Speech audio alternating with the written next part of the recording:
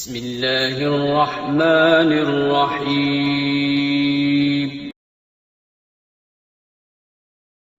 میرے پاس تو زیادہ تر لوگ مولانا طارق جمیل صاحب کے کلپ بھیجتے ہیں، انہوں نے یوں کہا، کیونکہ مشہور وہ ہیں زیادہ، ان کی تقریریں زیادہ مشہور ہیں۔ انہوں نے بیان میں یہ کہا کہ اللہ نے جنازہ پڑھایا نبی صلی اللہ علیہ وسلم کا، تو یہ تو گستاخی ہو گئی۔ میں نے کہا اس میں گستاخی کیا ہو گئی بھائی؟ ہاں یہ الگ بات ہے کہ یہ حدیث سند کے لحاظ سے بہت کمزور ہے، اتنی کمزور روایت ہے، یہ تاریخی واقعہ، کوئی روایت بھی ایسی نہیں ہے، تو میں اس واقعے کو درست نہیں مانتا۔ یہ جو اللہ کا نے جنازہ پڑھایا، اس میں اختلاف رائے ہو سکتا ہے، ایک عالم کی یہ رائے ہو سکتی ہے کہ کوئی بھی تاریخی روایت ہے تو اس سے کوئی فقہی مسئلہ اگر ثابت نہیں ہو رہا تو اس کو بیان کرنے میں کوئی حرج نہیں ہے، اس سے کوئی حلال و حرام کا مسئلہ ثابت نہیں ہو رہا۔ دوسرے مولوی صاحب کی یہ رائے ہو سکتی ہے کہ نہیں بھائی، اس قسم کی چیزوں میں روایت ذرا ٹھیک ہے، بہت زیادہ صحیح روایت نہ ہو لیکن بہت کمزور بھی نہ ہو، تو یہ اختلاف رائے ہو سکتا ہے۔ لیکن اس میں گستاخی کا پہلو نکالنا یہ زیادتی ہے بھائی۔ گستاخی تو جب ہوتی جب کوئی کہتا معاذ اللہ نقل کفر، اللہ کا جنازہ معاذ اللہ پڑھا گیا، نقل کفر، کفر نباشت، معاذ اللہ، تو اس میں گستاخی کہاں سے نکل آئی؟ اس طرح کی چیزیں تو حدیث میں بھی ہیں۔ رسول اللہ صلی اللہ علیہ وسلم نے ارشاد فرمایا کہ جب کوئی بندہ کثرت سے نوافل پڑھتا ہے، نفلی عبادت کرتا ہے، صحیح حدیث ہے، تو اللہ تعالیٰ اس کے ہاتھ بن جاتے ہیں جس سے وہ پکڑتا ہے، اللہ اس کی آنکھیں بن جاتے ہیں جن سے وہ دیکھتا ہے، اللہ اس کے کان بن جاتے ہیں جن سے وہ بولتے کیوں نہیں سنتا ہے۔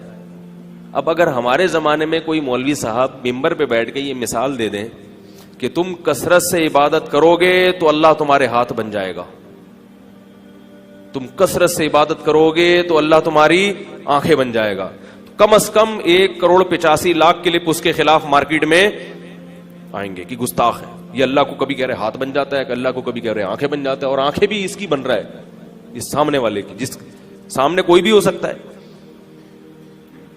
یہ دور چل رہا ہے، سمجھ رہے ہیں؟ یہ فتنے کا دور ہے، عمل زیرو مگر باتوں کو ایسا پکڑتے ہیں۔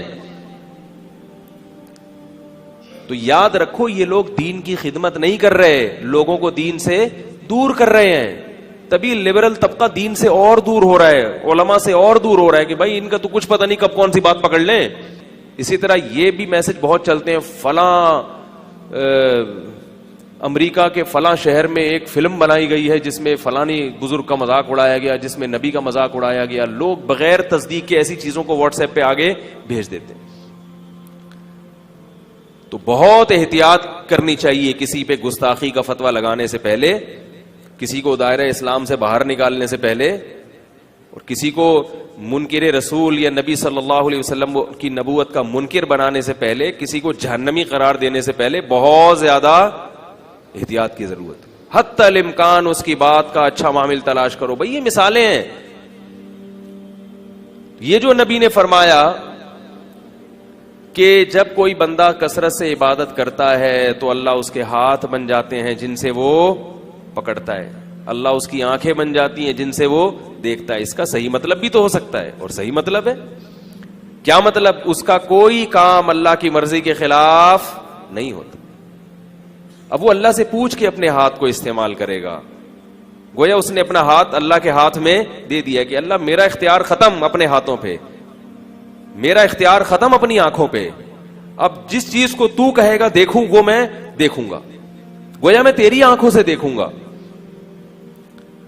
لیکن اگر پکڑنا چاہو تو اسی پہ کہ اللہ کی آنکھ، اللہ کو یہ کیوں کہہ دیا کہ اس کی آنکھ بھی ہوتی ہے بھائی، اللہ کو یہ کیوں کہہ دیا کہ اس کے ہاتھ بھی ہوتے ہیں؟